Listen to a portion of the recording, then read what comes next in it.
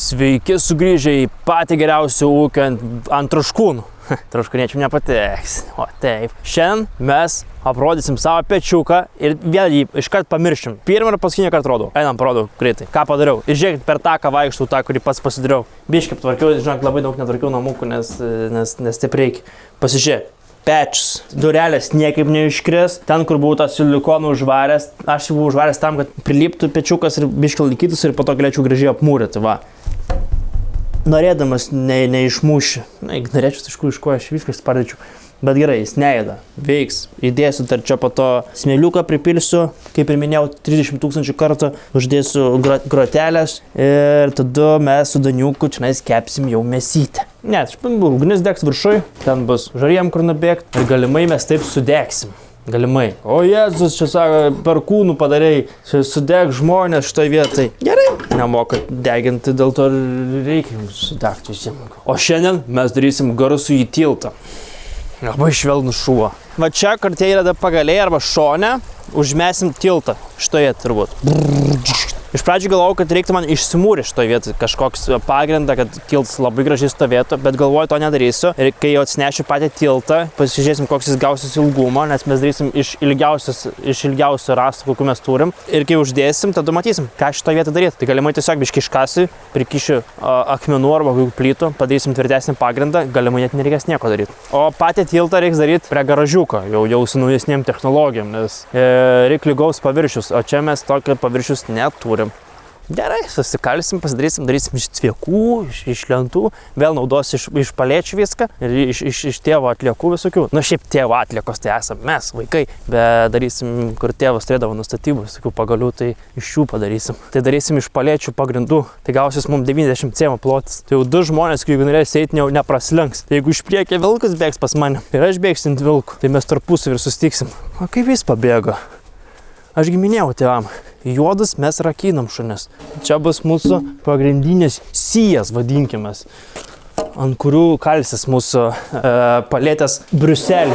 Va, žiūrėk, jeigu biškai patrumpintume tiltą, jau manau, kad būtų per trumpas. Nes dabar toks atrodo nėra labai kad didelis, ne? Turim labai daug šitokių Briuselių, vadinkim juos ir galbūt ir net pataikyti. Turim daug tokių pagalių ir juos va šitą prikalsim. Iš pradžių gal pamėginsi kalt, bet jeigu matys, kad jau pradeda skilinėti pagaliai, tada pradės jau gręžti. Dabar bus pas nuobodžiausias darbas, tai atsimatuoti ir kokį atstumą čia viską daryti. Jeigu tas pagalys yra 90 cm, tai gal po 10 cm paliekam šoną, ne? Visai gražu būtų. Po 10 cm. Ir labai lengva atsiminti mano tokiam durnom smegenim. O kad jum nereiktų daug informacijos atsiminti, Šiandien labai pozityvus video, nes mes absoliučiai viską turim, ko mums reikia. Nebus taip, kad neturiu iš ko padaryti. Ir nieks negalės net prikipti dėl to, nes aš viską turiu dabar. Metras, kur metras, man tai nėra šitos nuomos metro. Ir jeigu po 10 cm pasidarom nuo kiekvieno, va čia po 10 cm gaunas, kad išlindė. Tai aš galvoju, reikėtų šitam gale įsisukti vieną ir kitam gale, kad jau nepasimestume pačių kojų. Ir po to tiesiog dėsim ir dėsim viskas. Ir paliksim po mažą tarpelį šito vietą. Porą cėmų, 3 cėmus palik, kad toks, kad ir šuo galėtų gražiai praeiti ir katinukas galėtų savo pėdam neužkliūdamas praeiti pro tiltą. Nes anksčiau buvo, kad Daniukas eidavo per kokius leptelius padarytas prie ežero ir įlindo koją, šuo bėgo ir koja užlūžo. Nenulūžo, bet užlūžo. Labai cypė. Ir dabar visą laiką galvoju šitą dalyką turiu, kad turiu palikti labai protingus tarpus. Žiūrėk, ką padarys, biškai paliks, kad jeigu reiktų ištraukti, nes dar čia biškai toks ir primatavimai da vyksta. Reikia vieną tokį patį priskalt pačiam gale, reinas neši daugiau šitų pagaliukų, o jie yra antram aukšte visi, nes tėvas padėjo antram aukšte, kad būtų patogu nusikelt, žinai.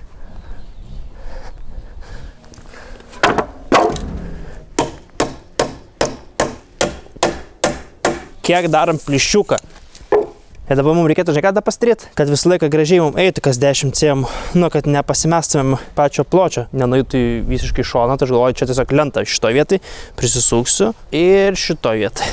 Ir gausis, kad iki jos dastumsiu ir pagal viską turėtų gausis viskas tiesiai. Nebent bus lenta labai jau kringelis, tada gausis jau blogai. Bet kaltinsim tik tai lentu, o ne vaidu.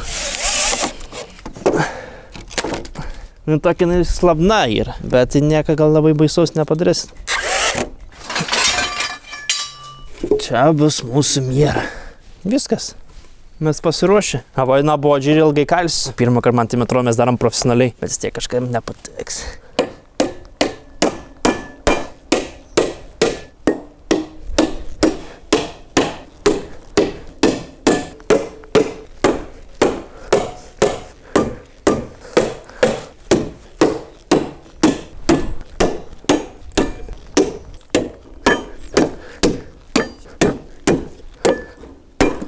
Gerai, dabar reikia tą paskutinį ištraukti, gražiai privest ir kiek yra galai išlindę tos tiesiog nupjauti. Arba net ir palikti galima. Pažiūrim, ar sunku pakelt bent jau. Bet labai gražiai gauti, žinok. Gal nenudegint, nes planas yra nudegint, kad būtų juodas. Arba galvoju, gal palikt tokį. Galėčiau ir apdegint, tada gražiau atrodo turbūt. Atsparesnis vandenį biškį būtų.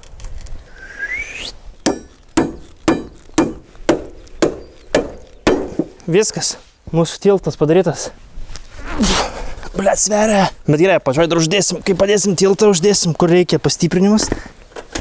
Bet nusinešti nenusinešim. Blet, jeigu užsikuria rimtai, gal į 4 įkišt. Šiemet dar nekurta mašina. Bagažinę reikia mėginti man atidaryti. Blet, man pirštas sutriga. Durna mašina, nemeluos. Vienąkart naujas pinimtą įdėjom. Identiškai taip pat buvo. Ir kažkaip per numeriai, blet. Negaliu pirštų užkišti per numerius. Reikia smarkiai paspaust bagažinę mėginti. Smarkiai. Apačion. O, va. Visą sistemą. Gal reikia numerį šiaip užsidėti. Gerai, kol kas bus viduj. Čia matai, kažkaip parūdėjo va šitą vietą kažkodėl. Ir kas kart, va. Čia buvom jau naują uždėję. Ir tai vis tiek užrūdėjo kažkodėl. Ratai užšalę, prilipę.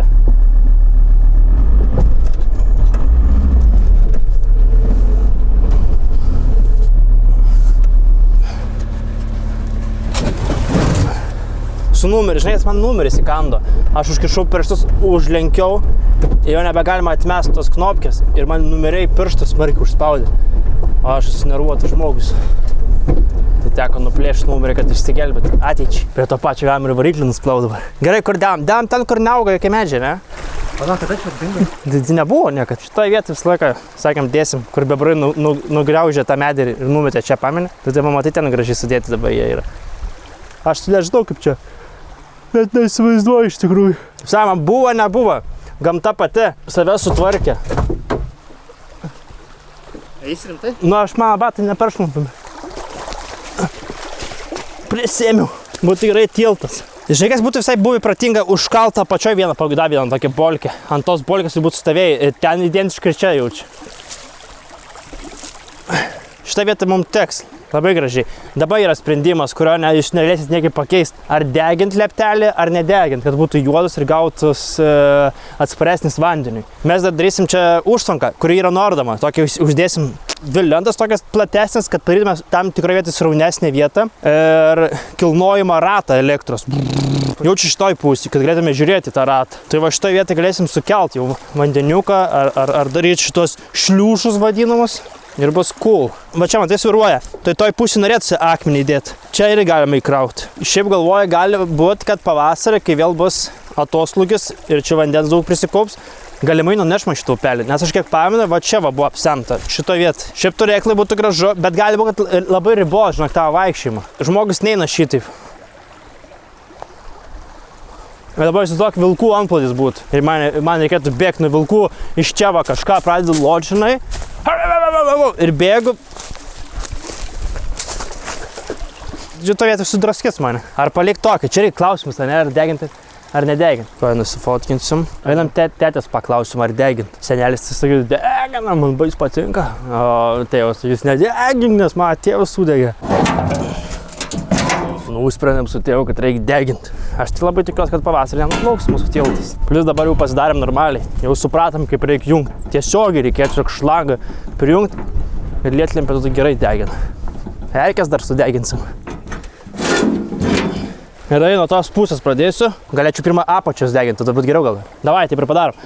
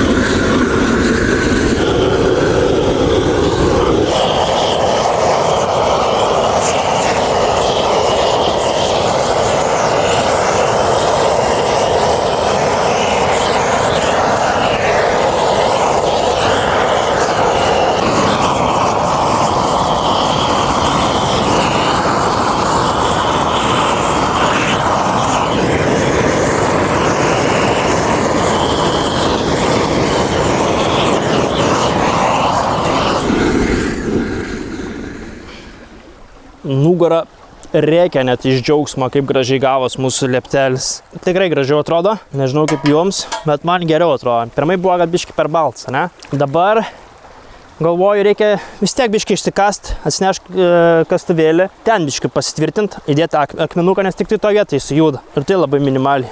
O čia irgi galiu iškasti, kad iki šių lygį padaryčiau. Bet dabar turim kitą bėdą, dabar gali mūsų tie 3 šunys, ne 3, 5 šunys atbėgti mūsų kiemą labai paprastai, bet tuo pačiu ir aš galiu juos užpult. Aš praeitą kartą mačiau, kad praeitam video komentavo žmonės, bet mažai tų komentarų buvo neužhypinama, esen tiek smarkiai. Davai, sako, padaryk video atskirus metalo detecting. Turiu dar kelias vietas, kur galiu nueiti, daug ten video nepadaryčiau, bet galvoju, gal ir nueidžiu, gal ir pasižais biški. Dar biški palauksiu, šiltesni orai bus, kad galėčiau tiesiog su džemperiu pakasiot ir galimai nueisiu. Nueisiu čia su GoPro, užsidėsiu ant galvos, žinai, ramiai savo. Nes man įdomu kast, man tai labai neįdomu. O man, žinai, rūpi senelės sidabrinių vis tiek atrasti. Nes yra ten gimtinį, kur rodžiu per tą video, ten reikia visą tą išsiknaisit. Dabar kažkas užmatys irgi nueis greičiau už mane. Bet ten gyvena žmogus, tai negali nieks eiti, nesusakė, nušaus. Žiūrėk, biškį atsižymiu.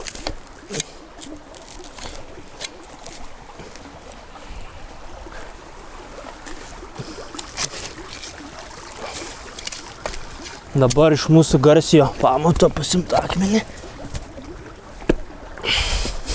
Gerai, jis niekur nepabėgs. Reikia identišką atrast, kad būtų bent jau aukštis panašus iš savo akmenų sandėlio. Akmenų sandėlis jau truputį skurdus tampa. Va šitas.